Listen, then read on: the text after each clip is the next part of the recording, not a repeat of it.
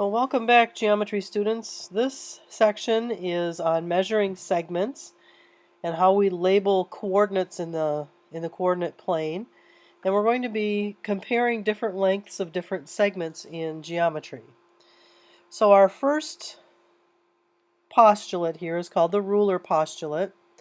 And basically it says that every point that's on a line can be paired with a coordinate on a ruler. So that's really all you need to understand about that.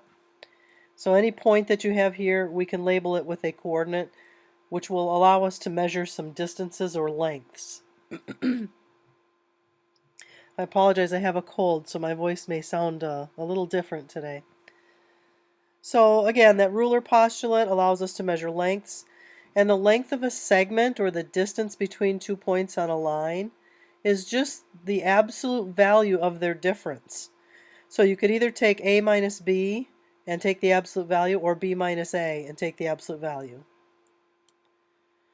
So let's go ahead and show some examples. Let's work through a couple of these together on how to measure segment lengths. So they want us to find the measure. What is the measure of UV? Now when it's just two letters like this, then what they mean by that is they want the distance from U to V. So in this example, U has coordinate 10 and V has coordinate 4. So we're just going to subtract those two and take the absolute value, and we get a distance of 4. How about from S to T? Well, S is at -4, T is at 8, so it's either -4 minus 8 or 8 minus a minus 4, which gives us a length of 12. Go ahead and pause the video and try 1A and 1B and see if you can get those lengths.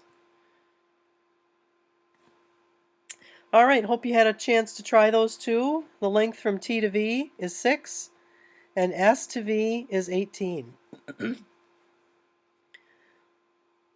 Postulate 1-6, the segment addition postulate.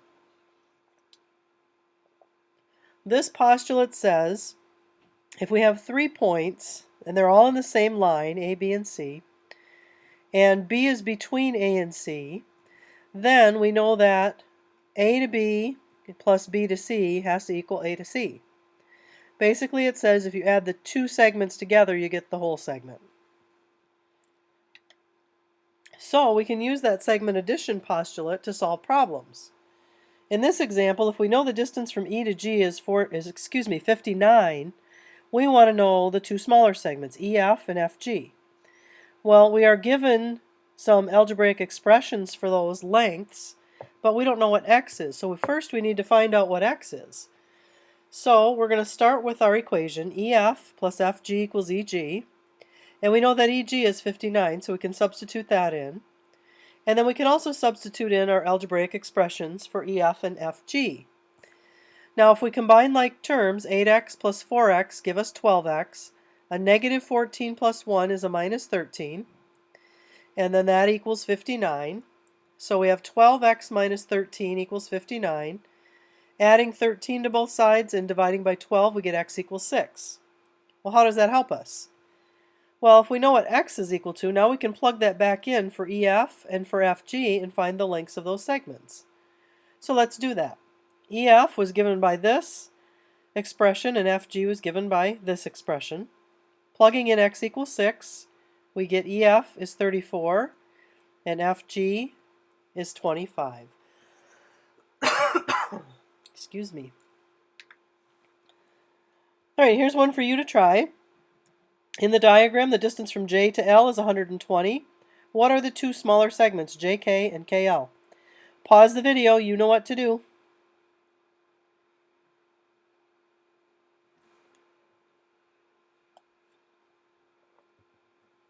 All right, hope you had a chance to take a look at that one. When you solve for x, you get 9, plugging it back into each of those segments. JK is 42 and KL was 78. So when numerical expressions or algebraic expressions, if they have the same value, we can say that they are equal. And if they have the same length, then we say the segments are congruent. So when the lengths are equal, they're congruent. If the expressions are equal, they're equal. Okay, so when we're dealing with a length, we say congruent. So here's just an example of that. It means that if AB, if this length equals CD, they're both 1 inch, then the lengths of AB and CD are congruent. Okay, and vice versa works as well. So let's compare some segment lengths.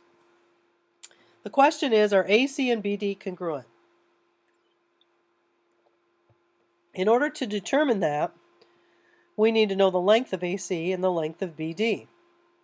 Well, the distance from A to C is the absolute value of -2 minus 5. Okay, it's a positive 5 right there. So that length is 7. The length from B to D is also 7. So are they congruent? Well, yes, since the distances are the same, they're congruent.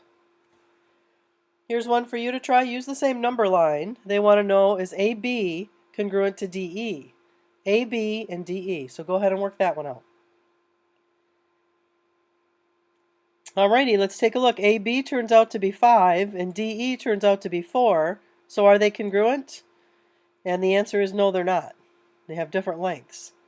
Part B says to find AC, suppose you subtract -2 from 5. Do you get the same result? The distance from A to C, -2 from 5. Would you get the same result as we did up here? Instead, what they're asking is, instead of taking -2 minus 5, could you take 5 minus a -2? And yes, you actually get the exact same result. So those would be the same.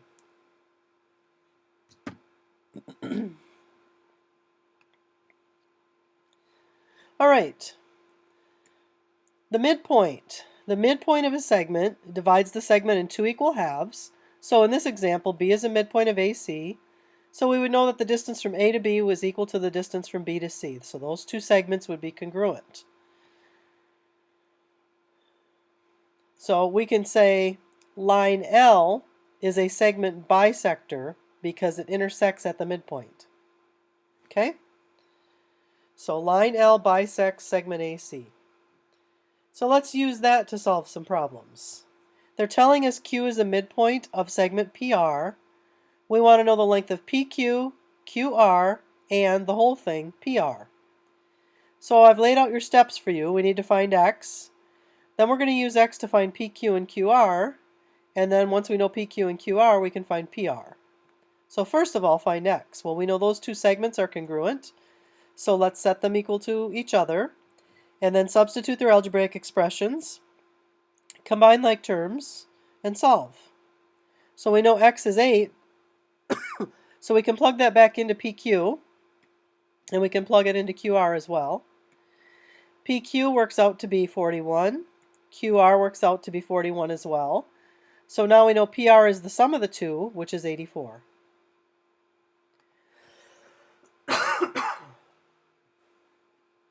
All right, now let's have you try this one. U is the midpoint. Find those 3 lengths.